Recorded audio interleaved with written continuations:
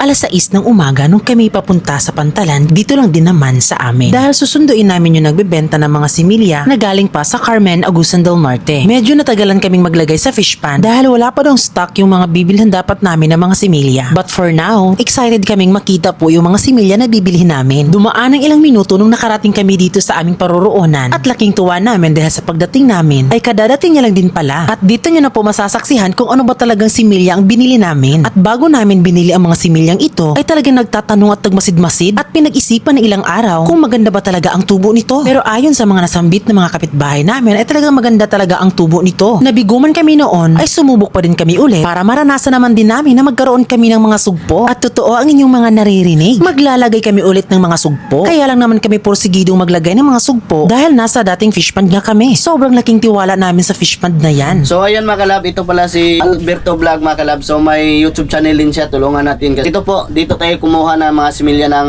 sugpo kasi ayan, trabaho po niya yan. So ayan po siya. So ito po yung mga sugpo. Ayan, sugpo. Asa pa na siya gikan ya? Carmen. Ay, Carmen. So, mga sugpo na naman po yung ating ilalagay. So, una muna ay yung mga sugpo, tapos susunod lang tayo sa mga tilapia. So, try namin ito mga kalab kasi medyo nakakaingit din kasi yung mga kapitbahay namin na naglagay sila ng sugpo. Bakla, meron silang mga sugpo doon tapos sobrang dami yung nilagay nila bino. O, syempre mga kalab, so dahil medyo talagang nakita po nila Francis yung medyo okay po yung tubo ng mga sugpo. Ayan, bumili kami agad mga kalab. Ayan. So, itong sugpo po mga kalab, yung pera po namin mga kalab is syempre masasabi pa din natin galing pa din po kay Sir Tom kasi diba nung binigyan tayo ng mga similya na pambili, so syempre may nabenta doon, so ayun, ayan siya. So bali yung ano namin mga kalab is 15,000 lahat po ng mga sugpo. So sana mas maging okay po yung paglagay natin doon kasi nung naglagay tayo doon sa narentahan nating fish pan mga kalab, yung may nakapasok kasi na malalaking isda tapos hindi kasi namin yung natisid, kaya sana ngayon pwede tayo na maging okay siya. So meron pong vlog, so nakita ko po si kuya po doon sa daanan po namin. So yung kapitbahay pala namin na may fish pan, so kapatid niya pala yun. So sana suportahan po natin si kuya. I-follow po ninyo. Follow po ninyo mga guys. Tayo og naay mag-order asa man sila pa sa imo sila mo ko ano. Tayo lang. Tanan. O so sa mga gustong mag-order ng gusto na siya mga sugpo ra na siya. Tanan. Ikan king crab. King crab. Fry, lukon, bangus, tilapia. Tanan available. O so kontak lang niyo si kuya, so mo na iyang Facebook, so i-like or i-follow siya para if gusto niyo mo makuha, so message lang mo sa iya. Ang dami naming bagong natutunan kay kuya kung paano ilagay ang mga sugpo. May ibang strategy pa din pala ang paglalagay ng mga sugpo. Sambit ni kuya ay bago daw namin ilagay yung mga sugpo sa fish pan, ay ilagay muna namin lahat daw sa planggana. At kapag nailagay na ito sa planggana, ay dapat sa mismong mga gilid lang ilalagay. At hindi ilagay sa isang pwesto lang. Dapat ay medyo malayo din yung kanilang pwesto para kung meron daw makapasok na mga native, ay hindi daw ito makain lahat ng mga native. Eto lang daw ay base lang sa kanyang mga naranasan. At sa ilang taon na ito yung kanyang ginawa, ay maganda daw ang tubo ng kanyang mga sugpo. Mga ilang minuto din ay dumating yung mga kapatid ni Francis at si Papa Carlo dahil balak din nilang maglagay ng mga sugpo sa kanilang fish pan. Kaya nung nalaman namin na gusto din nilang maglagay ng mga sugpo, ay niyaya namin na sumabay na lang sa pagbili ng mga sugpo. Libot kayo tanan oy. Wa na man diha, dito na po siya ni Aki, tulay naman diha. Ay. Linis na siya dol. Ay. Pag-once na napay makaong, sige pag nag-ana-ana. Labi nagtilapia ka ng ibis, kisaw. Sige na nag-ana-ana silang kaon. Ang estilo nyo, sudot lang gana, ikatag sa area. Ginagpay ba? Uy, tuyok ka ni. Pinakadabis nga, kuhan, taas ng survival. Taas ng survival. Eh kung, awa ko may problema rin, bug na kumarang ispan.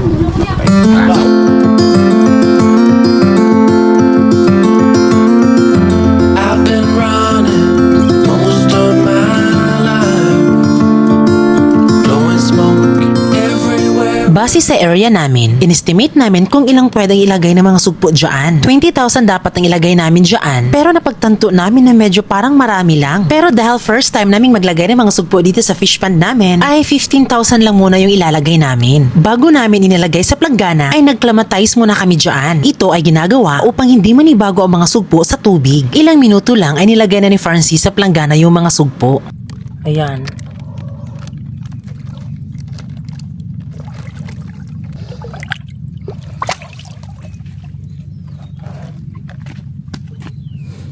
Mana isa, be? Dali, be.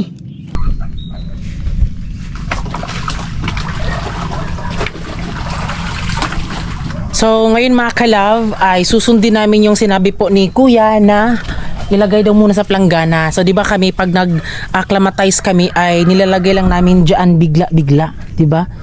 So dito mga ka-love dito kami maglalagay po ng tilapia. Tapos yung mga sugpo po namin ay dito namin ilalagay. So natisid na po yan. So it means napatay na po lahat po ng mga anik-anik po sa may ano dito mga ka-love isda. Wala na yan.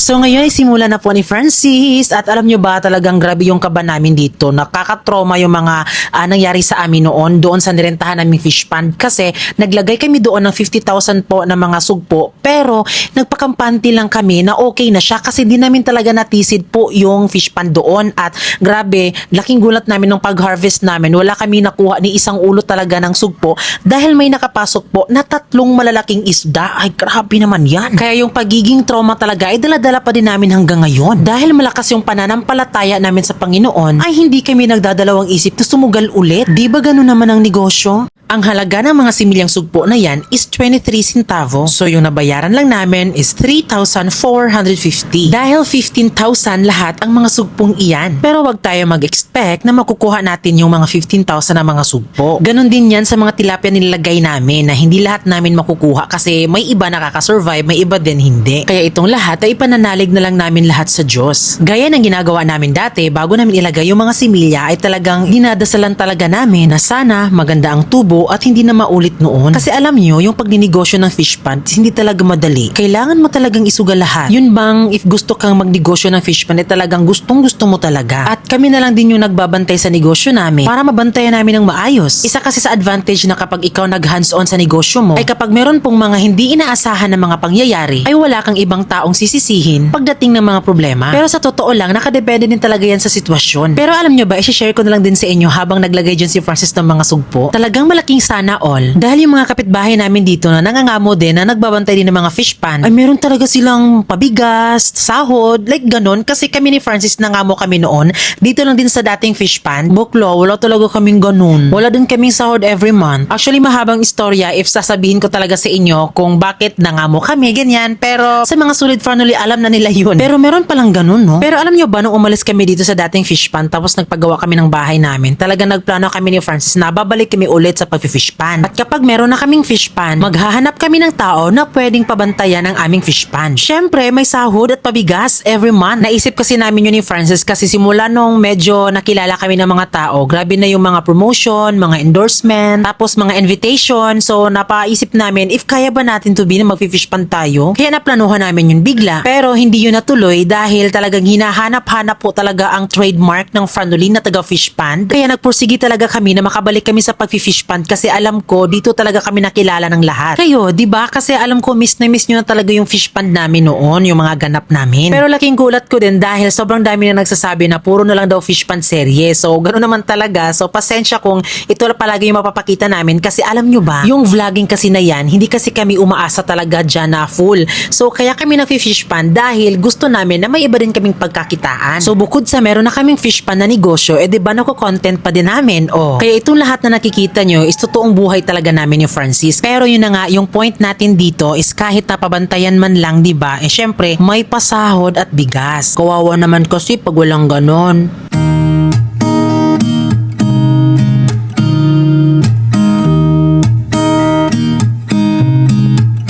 There's a new day that will come again tomorrow. There's a new day to wash away the pain.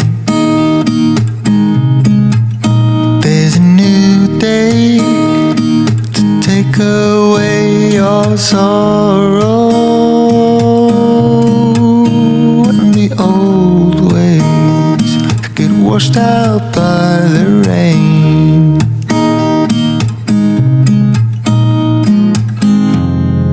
Darling, you've got to keep holding on through the night, 'cause I promise you this: if you try to get some sleep, if you give up the fight, if only just for a bit, there's a new day to leave behind your troubles. There's a new day and it will set you free. There's a new day to get you through your struggles. I will always think of you and me. So, ayan, nakikita nyo mga ka-love, di ba nakagawa kami ng net na kulungan. So, next po ay maglalagay na naman po kami ng similyang mga tilapia. Oh, 'di ba? So kaya po sinadya namin, 'di ba? Wala to sa plano mga ka-love, baka nagulat kayo. Ha, naglagay pala kayo ng mga sugpo, ba't hindi niyo sinabi ganyan? So syempre, para ano din mga ka-love, big revelation din po na maglagay kami ng sugpo dito kasi yung inaano kasi namin, ngayon po kasi is August. So August 2025.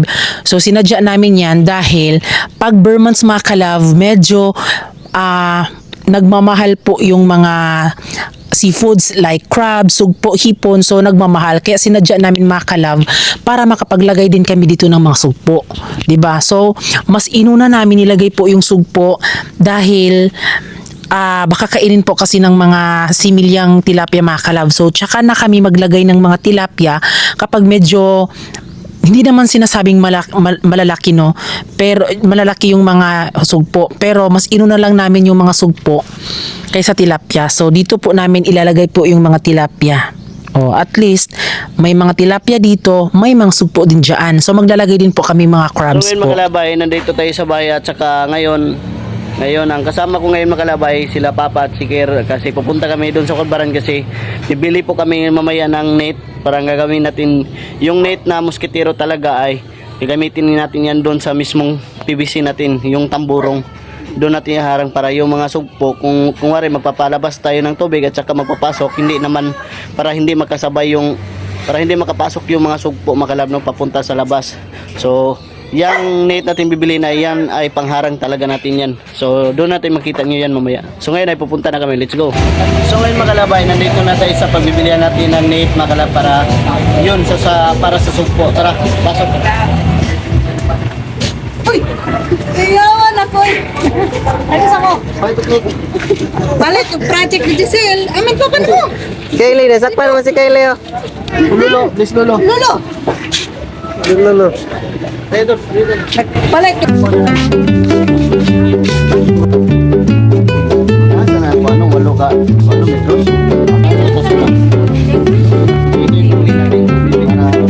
Oh, susunod.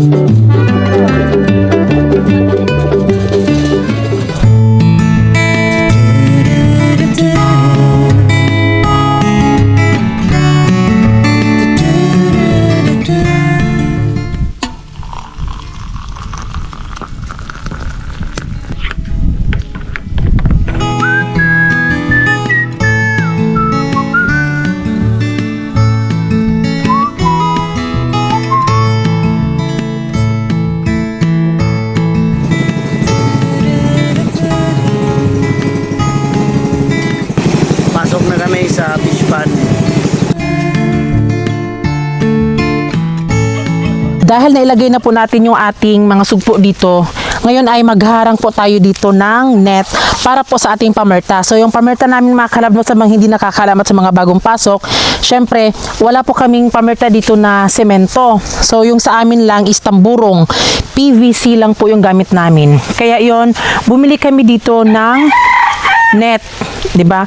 Kasi ito ay ihaharang po sa ano mga kalab, diyan po, iharang diyan.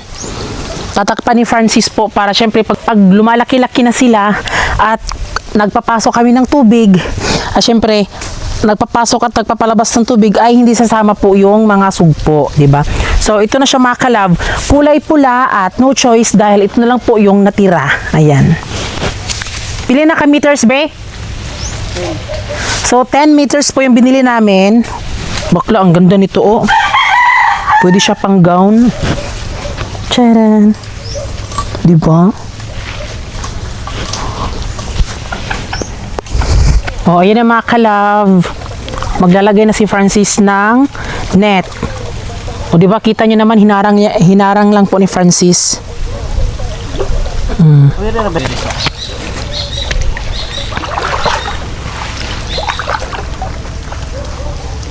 So, para mas maitayo ni Francis ng mabuti ay merong kahoy dito.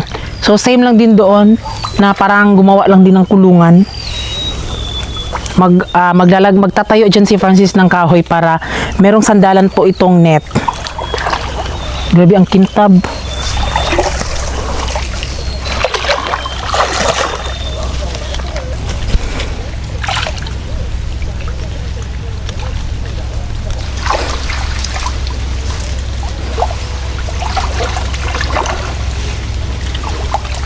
Net. So 10 meters lang naman.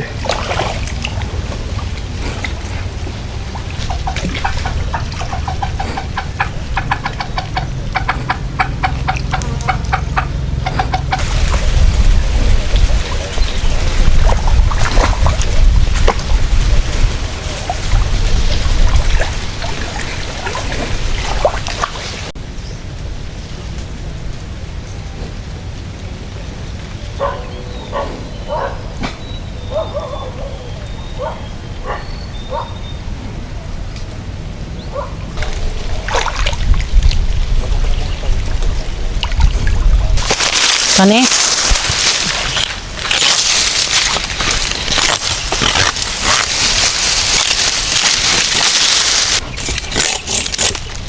Di, duwagi pa, duwagi.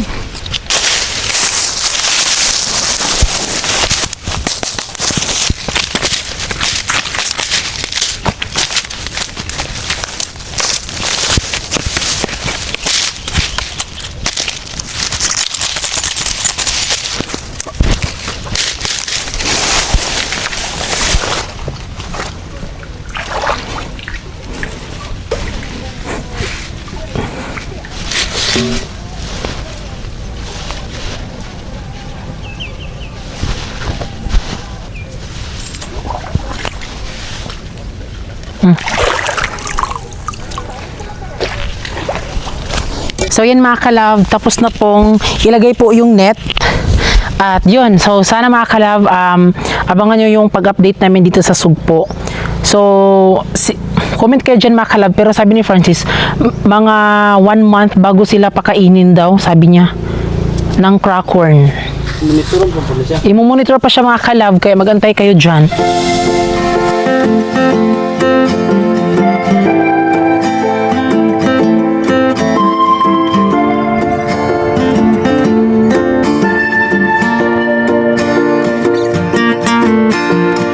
So ngayon mga kalabis, andito kami ngayon sa kapitbahay namin na may fish pond. Nagulat ako sa kanilang fish pond mga kalab kasi iba yung kulay. So sabi ni Francis, kusay-kusay daw yan. Ayun o, tignan nyo ng maigi mga kalab. Diba tignan nyo o. Diba tignan nyo yung kanilang fish pond. Iba yung kulay. No? Hala. Iba mga kalab no? Andun sila o. Pupunta sana kami dyan mga kalab pero parang nahihiya kami. Ayun sila Francis oh. Ayun naman yung fish pond namin.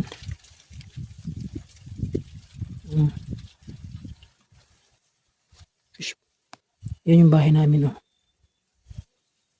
Ayun sila.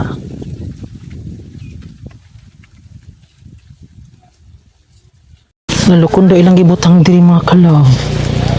Lukon daw lami matanaw no. Maulaw lang tao eh. Para makita nyo din mga kalab kung gaano kalaki yung kanilang mga sugpo.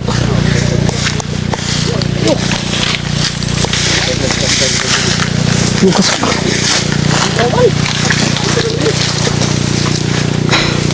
Yan sila. Ay kadaghang lumot. Atay, kani?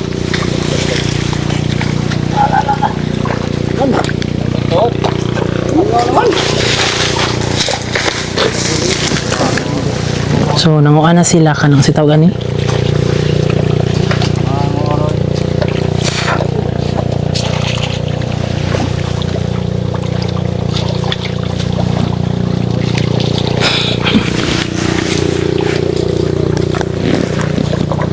Tanawa mga kalab, lumot kay na oh. Lumot.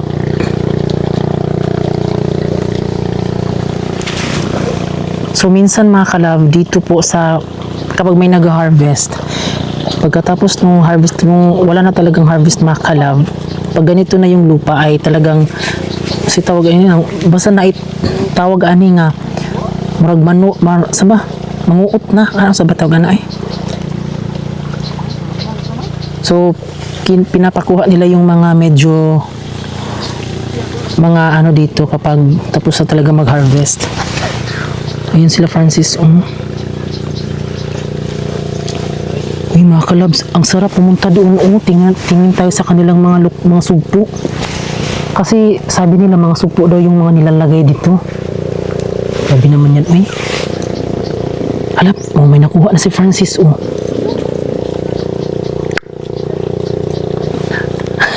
Ayan may nakuha siya.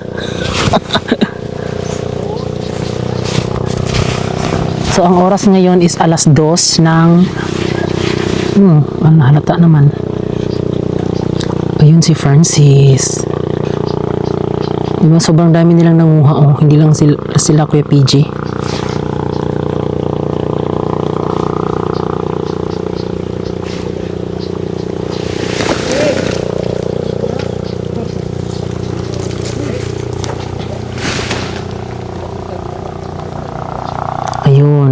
Ayan yung mga teknik ni Francis. Ayun, no? Sinimula na yung kanyang teknik kung paano manguha ng mga alimangi. May nakuha na si Francis.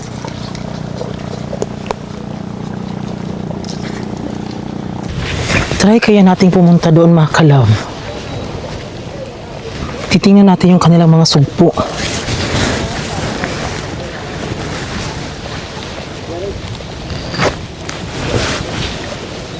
Parang nahihiya man tayo eh. Bumalik naman sila Francis. Ayun sila Okay lang ata pumunta doon mga kalab. Nahihiya man ako. Kasi first time namin tong ay hindi naman sa first time. Parang medyo nakakahiya din. Baka magulat sila kung bakit andyan kami. Hindi naman kami kasali dyan. Ayan may fish pan pa dito. Ito yung sinasabi ko sa inyo mga kalab na hindi lang po kami dito ang may fish pan. Mga kapitbahay din namin, meron silang mga fish pan. Ayan. Fish pan nila. Dito din. Fish pan. Ay, bumalik na sila Francis.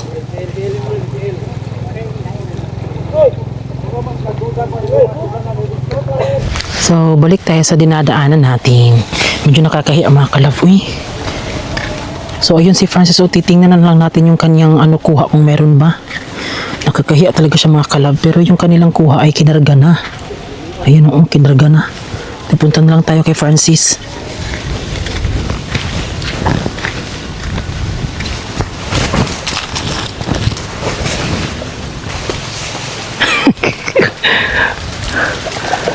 Hala, ayan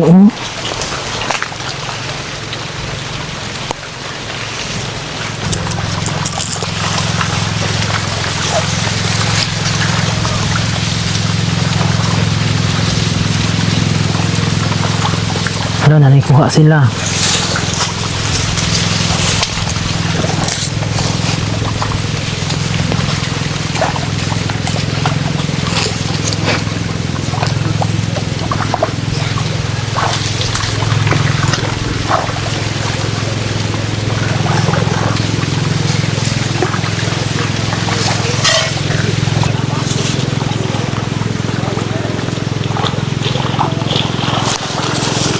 May kuha na si Francis.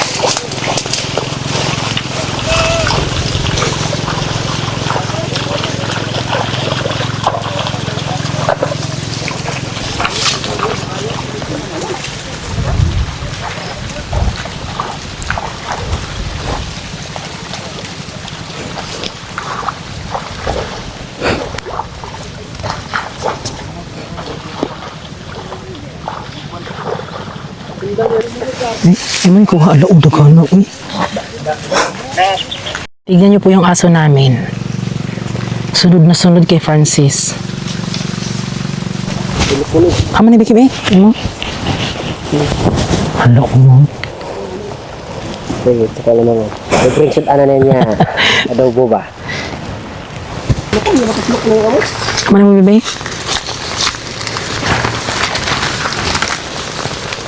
Be, yung mga kuha. Ako ah. Oscar. Ano, be? Gugmo lang niya. Ayan. Luto, unta ni Ron. Ilan nakaman sabi, no? Dagkanan na, pagidag ko na eh. Hangat ka po digat. Kailangan ba gaw? So ayan mga kalab, so doon sa kapitbahay namin nag-harvest po sila at ngayon ay nagiging sikop na nanghuli tayo na sugpo doon kasi pinapakuhaan na nila. So ayan, pinahuli natin. Ayan. Uulamin natin to. Hindi, pakita din namin. So, ilang months na yan? 2 buwan. At saka half. 2 months and a half, mga kalab.